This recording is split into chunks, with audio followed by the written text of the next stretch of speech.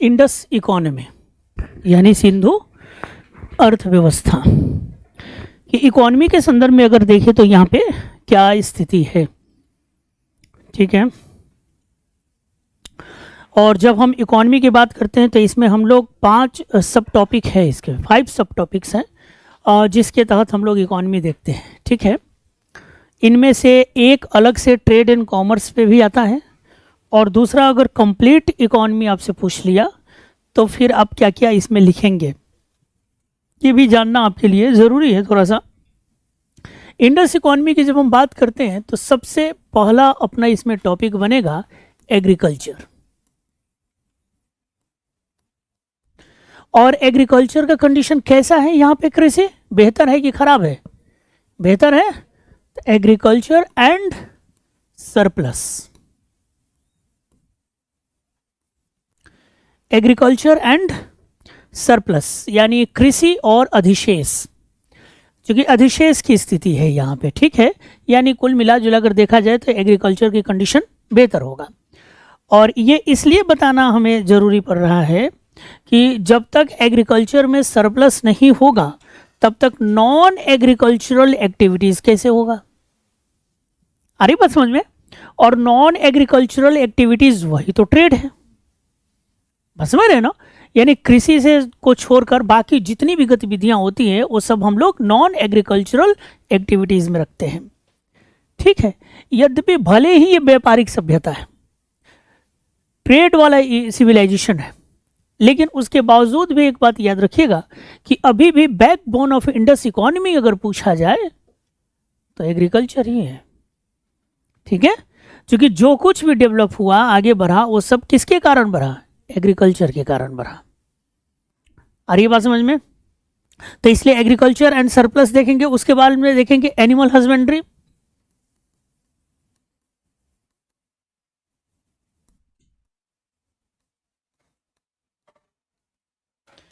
यानी पशुपालन। पशुपालन क्योंकि कृषि तो हो रहा था लेकिन कृषि के साथ साथ पशुपालन भी हो रहा था, ये दोनों रहेगा। ऐसे भी आप जानिएगा कि अगर जो कृषक समुदाय होता है तो उसके लिए पशु आवश्यक है। देखो 2 टाइप का इकोनॉमी आप देखेंगे कि एक होता है पेस्टोरल इकोनॉमी और एक होता है एग्रीकल्चरलिस्ट इकोनॉमी, है ना। यानी पशुपालक इकोनॉमी होता है और दूसरा कृषक इकोनॉमी होता है। तो पशुपालक इकोनॉमी में पशु तो होंगे ही होंगे, ठीक है, लेकिन एग्रीकल्चरल इकोनॉमी में भी पशुओं का इंपॉर्टेंस होता है। क्लियर बात। और यही थोड़ा सा एकदम मैं आपको खाली दिमाग सोचने के लिए मैं इस तरह से शब्द का इस्तेमाल कर रहा हूँ। यह हालांकि दूसरे टॉपिक में हम लोग पढ़ेंगे। अब देखिएगा कि जब हम इसके बाद हम एक टॉपिक पे आएंगे जिसका नाम है वैदिक पीरियड। तो वैदिक पीरियड को हम लोग 2 पार्ट में डिवाइड करते हैं, ऋग वैदिक पीरियड और लेटर वैदिक पीरियड। ऋग वैदिक पीरियड का इकोनॉमी कैसा था, पेस्टोरल था, क्लियर है। लेटर वैदिक पीरियड का इकोनॉमी कैसा था, इकोनॉमी था, एग्रीकल्चरलिस्ट था। और जैसे एग्रीकल्चर था, आप जानते हैं कि पशु हत्या यानी एनिमल स्लाउटर पे बैन की शुरुआत हुई थी ऋग वैदिक काल में, इसमें कोई डाउट नहीं है। और उसमें भी एनिमल में कौन सा एनिमल, गाय। तो अगर आपसे पूछा जाए कि गो हत्या पर प्रतिबंध कब से है तो वैदिक काल से ही है। और वैदिक काल में लगा तो ऋग वैदिक काल में लगा तो सिर्फ इसलिए लगा क्योंकि वो इकोनॉमिकली इंपॉर्टेंस पशु था, आर्थिक रूप से इंपॉर्टेंट है, ठीक है। दूध दही घी का हम इस्तेमाल करते हैं नहीं, और पशुपालक होने के बाद में भी कृषि। अब लेटर वैदिक पीरियड में जब आया ना तो जैसे कृषि आया तो कृषि में पशुओं की आवश्यकता पहले की अपेक्षा ज्यादा हो गई। अब देखो ऋग वैदिक काल में हम गाय को इसलिए बचा रहे थे क्योंकि गाय से हमें दूध दही, आ रही बात समझ में। जो बैल से हम यातायात, क्योंकि पेस्टोरल इकोनॉमी है तो पेस्टोरल इकोनॉमी कैसा होता है, घुमक्कर वाला जीवन होता है। अगर इकोनॉमी पेस्टोरल है तो वो जीवन घुमक्कर होगा, एक जगह नहीं होगा, क्योंकि पेस्टोरल इकोनॉमी में संपत्ति का प्रतीक कौन है, पशु। तो पशु कैसा है, पशु को कहीं भी हम मूव कर सकते हैं। लेकिन जैसे इकोनॉमी में एग्रीकल्चर आ जाता है तो फिर लाइफ स्टेबल हो जाता है, क्योंकि एक एग्रीकल्चरल इकोनॉमी में संपत्ति क्या है, लैंड है, जमीन है। और भूमि जमीन हम कहीं लेकर जा सकते हैं क्या, आ रही है बात समझ में। तो जब कृषि की प्रमुखता होगा ना तो जीवन सेटल हो जाएगा, और पशुपालक रहेगा तो जीवन घुमक्कर रहेगा। आप इसी कारण देखना कि पैलियोलिथिक एज, मेजोलिथिक एज, ये कैसा जीवन था? वांडरर है, घुमक्कर जीवन था। जीवन अस्थायी कब हुआ? नवबशर का। क्यों हुआ? एग्रीकल्चर आ गया। आ रही है बात समझ में? तो अब उत्तर वैदिक काल में ज्यादा पशुओं की जरूरत पड़ी, खेती के लिए, यातायात के लिए, दूध दही के लिए। और मांसाहारी तो आर्य पहले से ही थे। आर्य याद रखना शुरुआती दौर से ही आर्य मांसाहारी हैं। क्लियर है? तो अब इसलिए ज्यादा जरूरत था बचाने का। इसलिए फिर भी अगर लोग हत्याएं कर रहे थे तो उत्तर वैदिक काल में गाय का जो प्रतिबंध लगा वो अब रिलीजियस लगा। क्योंकि और कोई बात मानेगा या ना मानेगा, लेकिन धार्मिक रूप से अगर बात करती जाए तो उसे मानना अनिवार्य हो जाता है। तो फिर जो बैन लगा ऋग्वैदिक काल में पॉलिटिकल था, सॉरी इकोनॉमिक था, और लेटर वैदिक एज में रिलीजियस था। अब जैसे रिलीजियस इंपॉर्टेंस इस्टेब्लिश्ड होगा तो अब फिर कोई भी उसकी हत्या नहीं करेगा, और हत्या करेगा तो उसको सजा का प्रावधान होगा। आ रही है बात समझ में? तो इंडस वैली सिविलाइजेशन में भी एग्रीकल्चर तो है, लेकिन साथ साथ पशुपालन भी है। ये पशुओं को पालते हैं, और यहां पे पशु पालने के पीछे उद्देश्य दो ही है। एक तो एग्रीकल्चर है और दूसरा ट्रांसपोर्टेशन है। अरे बात समझ में? यातायात। एक तो पशुओं की आवश्यकता यातायात में होता है, और दूसरा कृषि के लिए होता है, और एक तीसरा भी आप जोड़ सकते हैं खाने पीने में, यानी फूड हैबिट के रूप में। फूड हैबिट में खाली काट कर खाने वाला मत समझना। जैसे दूध हो गया, जैसे दही हो गया, ये कहाँ से? पशु उत्पाद ही तो है, नहीं? तो वहां से, और फिर उसके बाद में चूंकि शाकाहारी मांसाहारी हैं तो इसलिए भेड़ बकरी ये सब है, इनको ये खाने का भी प्रयास करेंगे। तो जब भी पशुपालन होता है तो याद रखिएगा कि तीन उसके उद्देश्य होते हैं। नंबर 1 एग्रीकल्चर, नंबर 2 यातायात, और नंबर 3 फूड हैबिट। ठीक है? तीनों में पशुओं का इस्तेमाल किया जाता है। आ रही बात समझ में? तो इंडस वैली सिविलाइजेशन में भी जो एनिमल हस्बेंड्री होगा इन्हीं तीनों पे आसपास ये घूमता रहेगा। ठीक है? जब ये हो जाएगा तब हम देखेंगे क्राफ्ट इंडस्ट्री। क्राफ्ट इंडस्ट्री यानी शिल्प उद्योग। शिल्प उद्योग। फिर हम देखेंगे ट्रेड एंड कॉमर्स।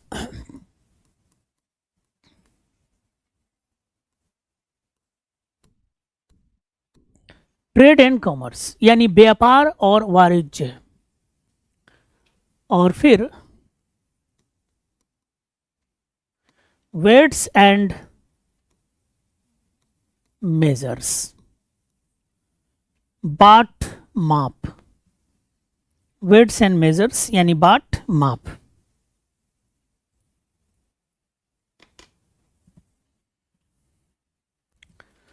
हम लोग का फोकस तो रहेगा इसी पर। ठीक है? लेकिन अगर कई बार हम अपनी बचाव के लिए कर रहा हूं ऐसा, क्योंकि याद रखिएगा कि कल्चर में हम लोगों को धर्म और समाज तो इम्पोर्टेंट है ही, लेकिन उसके अलावा अगर कोई इम्पोर्टेंट है तो वह है इकोनॉमी। इकोनॉमी इसलिए है क्योंकि इकोनॉमी हर चीज को चेंज कर देता है। जब भी इकोनॉमी में चेंज आएगा तो वो समाज बदल देगा, वो रिलीजन तक बदल देता है, हर चीज में चेंज ला देता है इकोनॉमी। यानी बिना इकोनॉमी का किसी चीज की कल्पना करना मुश्किल है, और ये शुरू से लेकर आज तक इसका इंपॉर्टेंस है, और इसको आप लोग बेहतर तरीके से समझ भी रहे होंगे। नहीं, इकोनॉमी चेंज जब होगा ना तो सब कुछ बदल देता है। क्लियर बात? आपकी सोचने समझना, ड्रेसिंग सेंस, खान पान, आपका लाइफ स्टाइल, उस सब में परिवर्तन लाता कौन है? यही इकोनॉमी लाता है। तो ये एक ऐसा कैरेक्टर है जो हर चीज को चेंज करता है, इसलिए इकोनॉमी हमारे लिए इंपॉर्टेंट होता है। ठीक है? अब देखिएगा आईएएस के पेपर में जब आपसे पूछा, वैदिक वाला रिलीजन पूछा है, समाज पूछा है, तो साथ में इकोनॉमी जोड़ दिया। दो सेगमेंट एक साथ पूछा, वैदिक काल में समाज और अर्थव्यवस्था। नहीं, अब कल्चर होता तो ये कहता समाज और धर्म बताइए, तो समाज और धर्म कंप्लीटली आपका कल्चर का पार्ट है। लेकिन ये कल्चर जो चेंज हो रहा है, इस पे प्रभाव पड़ रहा है, वो डाल कौन रहा था? इकोनॉमी डालता है। तो इसलिए इसके बिना आप किसी चीज की कल्पना नहीं कर सकते। इसके जस्ट बाद हम वैदिक देखेंगे, और वैदिक के बाद में जो काल आएगा 600 बीसी, वहां तो क्वेश्चन ही सबसे ज्यादा आता है 600 बीसी में आपका इकोनॉमी। क्लियर है?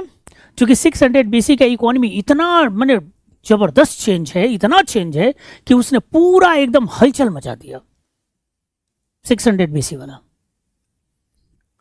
इतना ज्यादा चेंज किया, समाज बदल दिया, धर्म बदल दिया, ज्योग्राफी बदल दिया। और सोचो वही 600 बीसी है ना, जब महाजनपद आता है, छोटे छोटे राज्य कहां बड़े बड़े राज्य बन गए, तो ज्योग्राफी चेंज हुआ कि नहीं? सीमाएं बदल गई नहीं, सब कुछ एकदम बदल देगा, एकदम चेंज कर देगा। तो इसलिए हर चीज के केंद्र में आपको इकोनॉमी पे फोकस करना चाहिए, क्योंकि यहां से क्वेश्चन हमेशा, आप मॉडर्न इंडिया में भी देख लो, मॉडर्न इंडिया में भी अगर आपसे पूछता है फ्रीडम स्ट्रगल के अलावा, तो इकोनॉमी से क्वेश्चन आता है नहीं? अरे हम जमींदारी व्यवस्था पर है, रैयतवारी, महालवारी, भू राजस्व व्यवस्था, ये सब किसका पार्ट है? इकोनॉमी का ही तो पार्ट है नहीं? तो इसलिए थोड़ा सा इसको हम लोगों को देखना जरूरी होता है। और फिर वेट्स एंड मेजर्स, ये आप जानते हैं कि यहाँ पे बाट माप हैं, तो यहाँ पे थोड़ा सा फैक्चुअल इन्फॉर्मेशन आपके पीटी के लिए मैं बताऊंगा। यहाँ से प्रीलिम्स में खूब क्वेश्चन है, ठीक है, कि कैसे यहाँ पे क्या मिला है, कहाँ से क्या मिला है, ठीक है, हाथी दांत के पैमाने कहाँ से मिले हैं, मेटल के पैमाने कहाँ से मिले हैं। तो इस टाइप के कभी कभी क्वेश्चंस आ जाते हैं। यहाँ के जो बाट माप मिला है वो किसके गुणक में है, मल्टीपल्स किसके हैं, है ना? तो 16 के मल्टीपल्स में हम देखते हैं, 16 के मल्टीपल्स में सारे हैं यहाँ पे बाट माप, और सब यूनिफाइड है।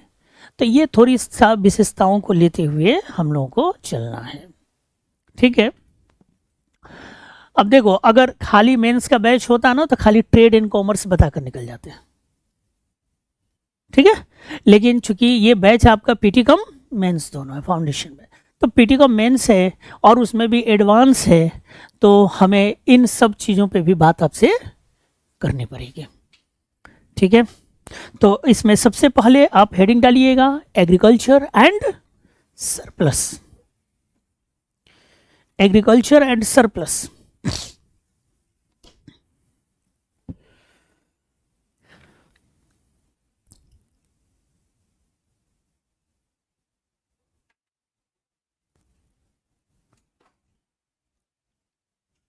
असल में क्या हुआ था कि जो हमें यहाँ के उत्खनन से जो सामग्री प्राप्त हुई है, और एक क्लाइमेटोलॉजी, जो क्लाइमेट के आधार पर जांच किया जाता है, खास करके इंडस वैली सिविलाइजेशन के बहुत सारी चीज़ों की जानकारी हमें, एक पॉलन ग्रेन होता है, हम सुने आप लोग, पराग कर, जो बॉटनी वगैरह आप लोग पढ़ते हैं उसमें तो फ्लावर्स वगैरह पढ़ते हैं, तो वहाँ पे आपको पॉलिनेशन जब एक प्रोसेस है तो उसमें पॉलन ग्रेन आता है।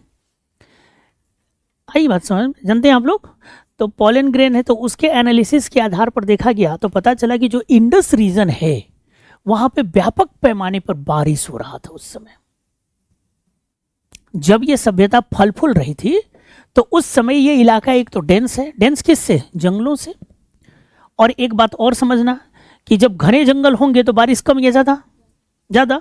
अच्छा, हमें घने जंगल की जानकारी कैसे? अब जैसे आज कालीबंगा, कालीबंगा में, आज के कालीबंगा मत समझना, आज तो कालीबंगा है तो रेगिस्तान है, राजस्थान में मरुस्थल है, और उसी मरुस्थल के इलाके में कालीबंगा आपको दिखाई देता है। तो आप कहिएगा कि सर कहाँ से इतनी जनसंख्या, वहाँ खाते लोग क्या होंगे? तो आज देख रहे हैं ना, आज से 5000 साल पहले वो जो कालीबंगा का इलाका था, वो घग्गर हाकरा वाला इलाका, वो काफी फर्टाइल था, जंगलों से भरा पड़ा था, डेंस था, बारिशें खूब हो रही थी। अरे बस समझ में। और वो धीरे धीरे जब क्लाइमेट चेंज हुआ तो आज हम देखते हैं कि वो मरुस्थल बन गया। जब इंडस वैली सिविलाइजेशन था तो वो इलाका एकदम हरा भरा इलाका था। आप किसी भी मरुस्थल को उठाकर देखो, जब से धरती अस्तित्व में है तब से ऐसा होगा क्या? वो चेंजेज हुए हैं, क्लाइमेट चेंज हुए हैं, और क्लाइमेट चेंज होने के कारण ये सब कुछ मरुस्थल वगैरह तो बाद में सब बनते हैं, बनना शुरू हो जाएगा। सिंपल सी बात अगर करूँ, जैसे आपका ज़मीन होता है, अगर उसमें खेती होती नहीं करते हैं, एकदम ऐसे ही छोड़ देते हैं, या आप जैसे कुछ फसल उपजा लो आप खतरनाक टाइप का, जैसे कपास हो गया, नील हो गया, गन्ना हो गया, लगातार 3 साल आप फसल उपजा लीजिए, फर्टिलिटी खत्म हो जाती है। इसीलिए जिनके घर में गन्ना का खेती वगैरह होता होगा वो अच्छी तरह जानते होंगे कि एक ही जमीन पर लगातार 3 साल के बाद में गन्ने की खेती नहीं की जाती है, बल्कि समझदार लोग क्या होते हैं कि 1-2 साल के बाद में जमीन चेंज कर देते हैं कि इस बार यहाँ पे गन्ना किए हैं तो 2 साल के बाद में हम वहां पे करेंगे, यहाँ पे दलहन। और कई बार आप लोग देखे होंगे कि गन्ना के फसल में दलहन ये उगा दिया जाता है साथ साथ, सरसों वगैरह। तो वो क्या करता है, वो फर्टिलिटी बढ़ाता है। अब लगातार हम गन्ना की खेती या नील की खेती या कपास की खेती एक ही खेत पे लगातार 4 साल 5 साल करें, देखिए वो बंजर हो जाएगा। वो भूमि किस में बदल जाएगा, बंजर में बदल जाएगा। तो ये चेंज होता है, क्लाइमेट के हिसाब से भी चेंज होता है। तो इंडस वैली सिविलाइजेशन जिस समय थी उस समय ये सब हरे भरे इलाके थे।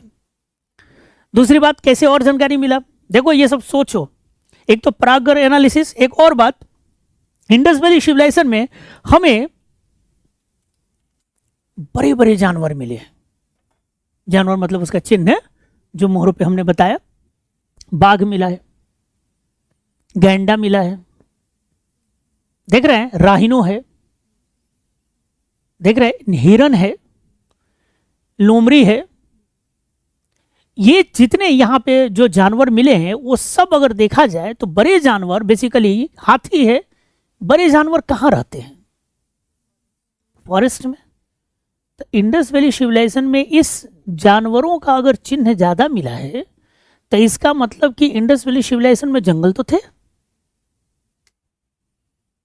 सोचिए, एकदम एक इतिहासकार की तरह सोचिए कैसे एनालिसिस किया जाता है कि व्यापक पैमाने पर बड़े बड़े जानवर मिले, हाथी मिल रहा है आपको, फिर बाघ मिल रहा है, और ये सब ऐसे जानवर हैं जो खुले आसमान में नहीं रहते हैं।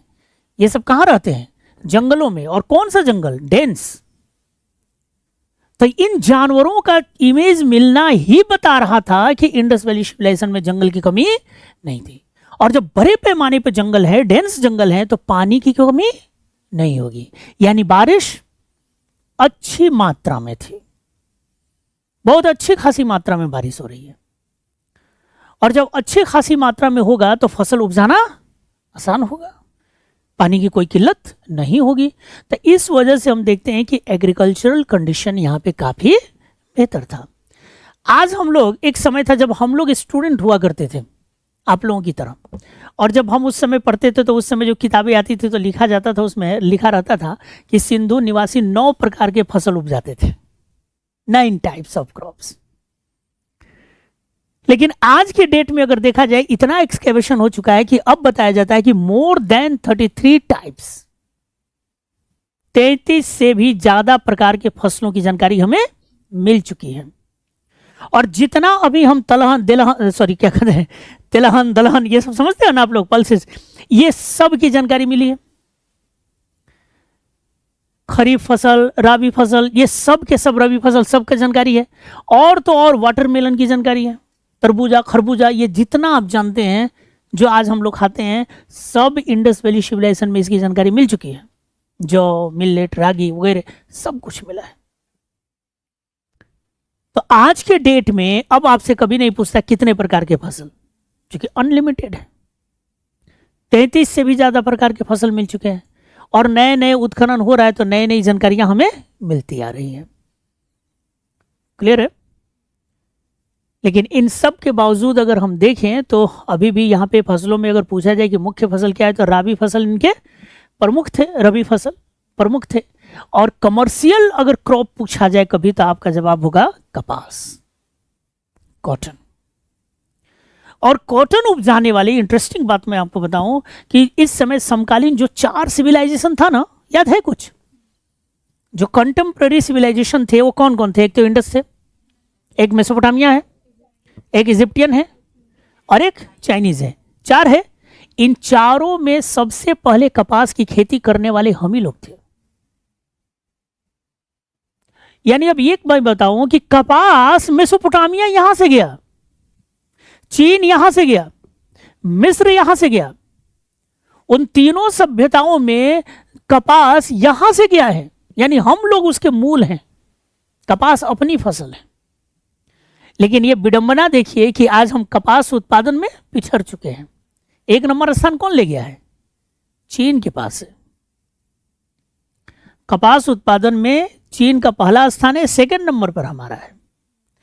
जबकि हम अपना, अब इसके पीछे क्या है कि हम लोग अपना ही चीजों को क्या कर दिए, छोड़ते चले गए। नहीं, लेकिन है अपना फसल। इसी कारण मैं आपको बताऊं कि यूनानियों ने कपास को सिंडोन कहा,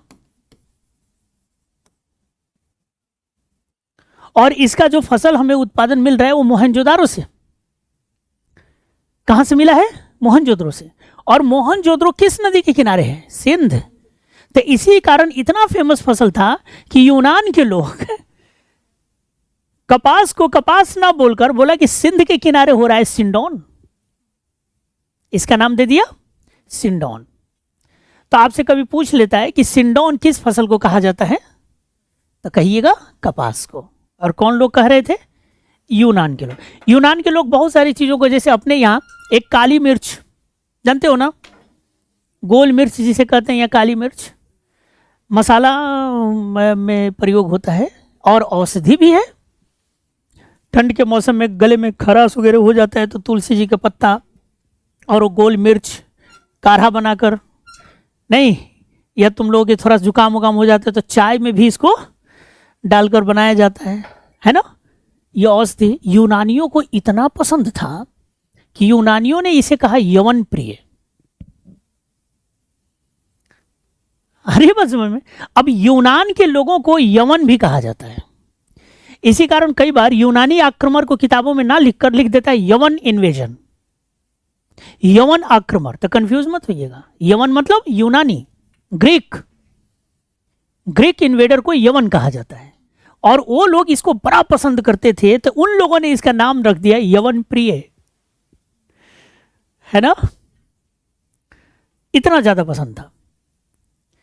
और इनका इस्तेमाल औषधि के रूप में भी, और इनका सबसे ज्यादा इस्तेमाल खाने के रूप में अगर किया जाता था तो जैसे मांस बनाने में, मीट वगैरह, चिकन मटन, तो मटन वगैरह में गरम मसाला खूब पड़ता है। बहुत ज़्यादा गरम मसाला सब्जी में नहीं डाल सकते आप। सब्जी में अगर बहुत ज़्यादा थोड़ा सा भी मात्रा बढ़ जाएगी तो सब्जी कड़वा हो जाएगा, क्योंकि उसके पास में वो कैपेसिटी नहीं है जो उसकी गर्मी को, उसके कड़वाहट को वो एब्जर्व कर लेगा। उसको सिर्फ कौन एब्जर्व कर सकता है? मांस कर सकता है, मछली, मांस। तो उसमें देखिएगा गरम मसाला के बिना वो बनता ही नहीं है। गोरखपुर से कोई है?